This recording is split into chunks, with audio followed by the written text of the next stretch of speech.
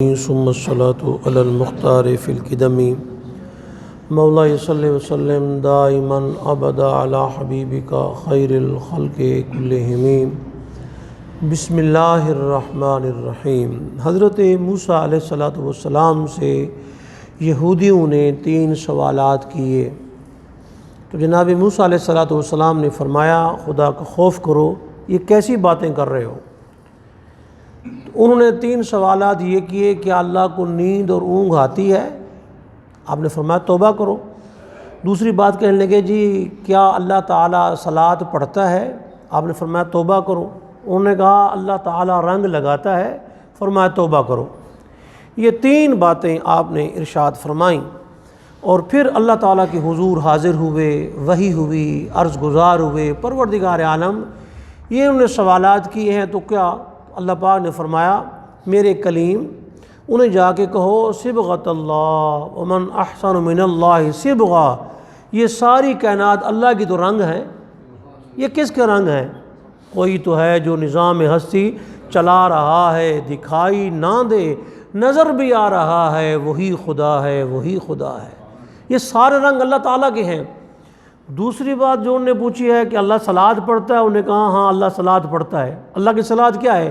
فرمایا ان اللہ وملائکتہ یصلون علی النبی یا ایھا الذین آمنوا صلوا علیہ وسلموا تسلیما، اللہ اس کے فرشتے نبی رحمت صلی اللہ علیہ وسلم پر رحمت بھیجتے ہیں۔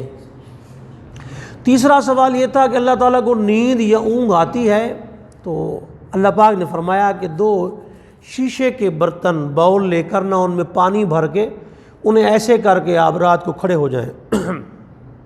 تو جناب سیدنا موسیٰ علیہ السلام نے ان شیشے کے برتنوں میں پانی بھرا اور اس طرح کھڑے ہو گئے۔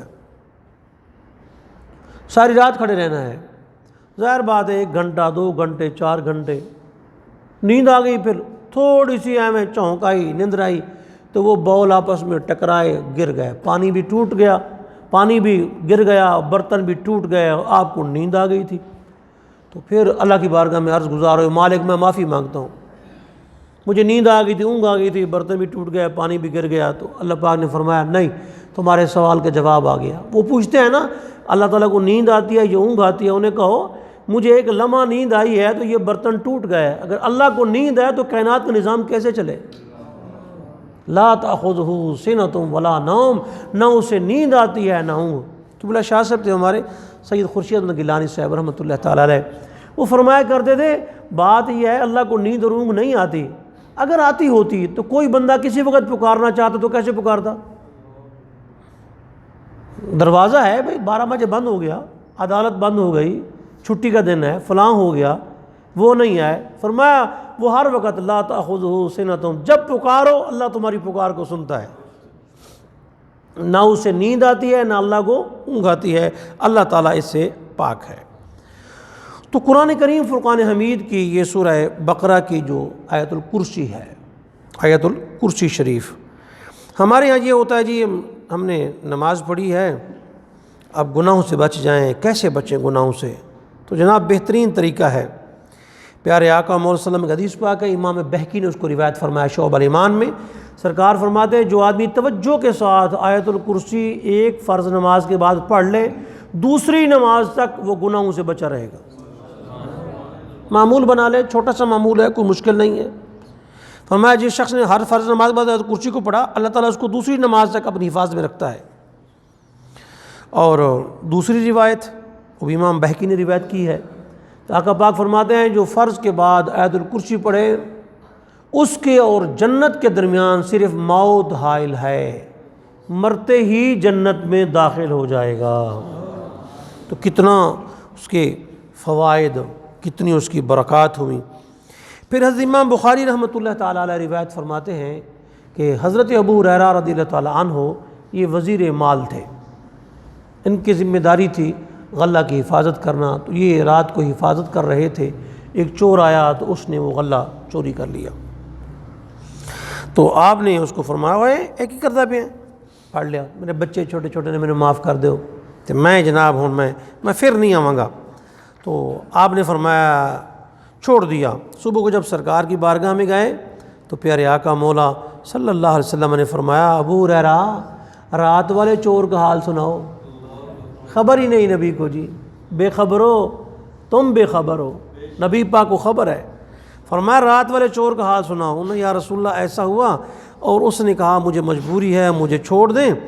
تو اس نے کہا میں پھر نہیں آؤں گا۔ سرکار نے فرمایا پھر کل پھر آئے گا، کل کا پتہ نہیں، بخاری کی روایت ہے، کل پھر آئے گا۔ میں تیار بیٹھا رہا، دوسری رات بھی اس نے ایسے کر لیا۔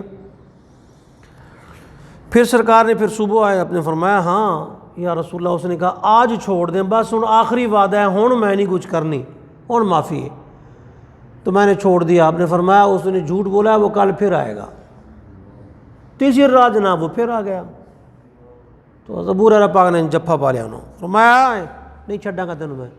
وہ آخر لگا جی میں تمہیں ایک پیاری چیز سکھانا، وہ اگر تسی عمل کر لو نا جی، صبح تک تمہیں شیطان کچھ نہیں کہہ سکتا، تسی اینج محفوظ رہو گے، سکون وچ رہو گے، شیطان بھج گیا۔ آپ نے فرمایا بھائی یہ تو نے اچھی بات بتائی ہے، ذرا بیان کرو ہاں وہ چیز کیا ہے، بتاؤ صحیح۔ تو وہ کہنے لگا جی وہ چیز یہ ہے کہ آپ سوتے وقت آیت الکرسی پڑھ لیا کریں، بڑی توجہ سنیے گا، آیت الکرسی پڑھ لیا کریں، صبح تک آپ کو شیطان کچھ نہیں کہے گا، محفوظ رہیں گے آپ بالکل۔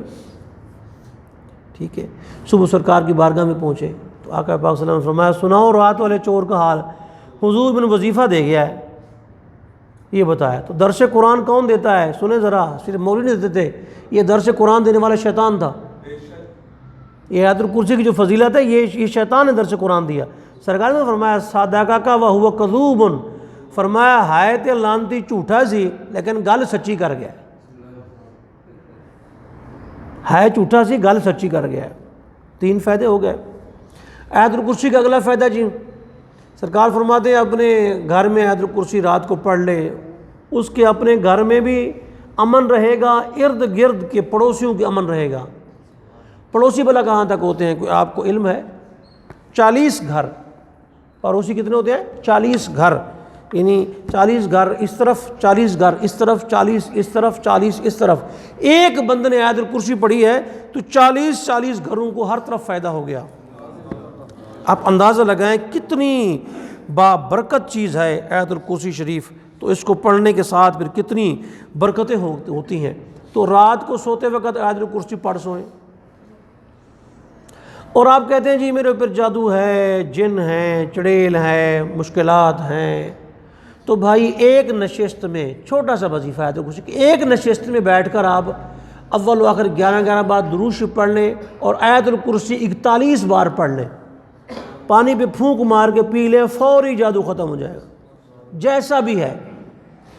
اور ہمارے خواجہ خواجگان خواجہ محمد صادق صاحب رحمۃ اللہ تعالیٰ علیہ، مرشد کریم کے والد گرامی، فرمایا کرتے تھے کہ آیت الکرسی کا ورد جو بندہ کرتا رہتا ہے بڑی بڑی بلائیں اس کے سر سے ٹل جاتی ہیں۔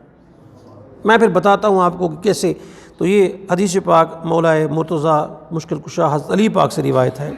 فرمایا سرکار نے فرمایا یہ آیت، فرمایا جس گھر میں پڑھی جائے اس گھر سے شیطان 30 دنوں کے لیے نگل جاتے ہیں۔ آیت الکرسی ایک رات پڑھی، 30 دنوں کے لیے اس گھر سے شیطان نکل گئے۔ وَلَا يَدْخُلُهَا سَاحِرٌ وَلَا سَاحِرَةٌ، نہ جادوگر مرد اس میں آ سکتا ہے نہ جادوگرنی آ سکتی ہے۔ فرمایا تو کتنی؟ فرمایا 40 راتیں جادوگر بھی نہیں آئے گا، جادوگرنی بھی نہیں آ سکتی۔ اے علی علمھا ولدکا واہلکا وجیرانکا، فرمایا علی یہ خود بھی سیکھو، اپنے بچیاں نو سکھاؤ، اپنے گھر والیاں نو سکھاؤ، اپنے پڑوسیاں نو سکھاؤ۔ آیت الکرسی جو ہے یہ سب کو سکھاؤ تاکہ وہ سب پڑھیں اور ان آفات سے اپنے آپ کو محفوظ کر لیں۔ تو کیا ہی اچھا ہو کہ ہم ہر نماز کے بعد بھی پڑھا کریں اور سوتے وقت بھی آیت الکرسی کا ورد۔ لیکن ایک بات ذہن نشین رہے، سو کر قرآن پاک پڑھنا منع ہے، اس کے لیے 2 شرطیں ہیں۔ سو کر اگر آپ نے پڑھنا ہے 2 شرطیں ہیں، ایک ٹانگیں آپ نے سمیٹی ہوئی ہوں، دوسرا آپ کا منہ کھلا ہو، پھر ہو سکتی ہے۔ تو سوتے وقت آیت الکرسی پڑھتے ہیں تو ٹانگوں کو سمیٹ لیں اور منہ سے کپڑا جو ہٹا لیں، آیت الکرسی پڑھ کے سو جائیں، اس میں کون سا مسئلہ ہے؟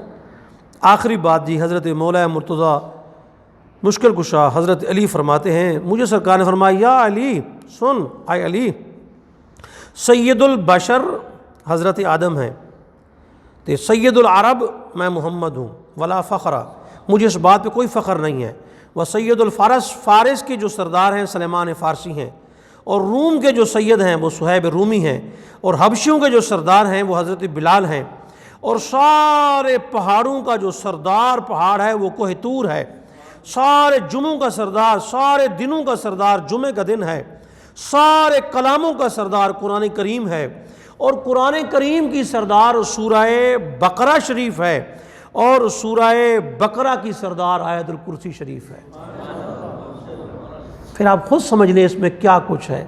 اللہ پاک ہم سب کو عمل کی توفیق عطا فرمائے۔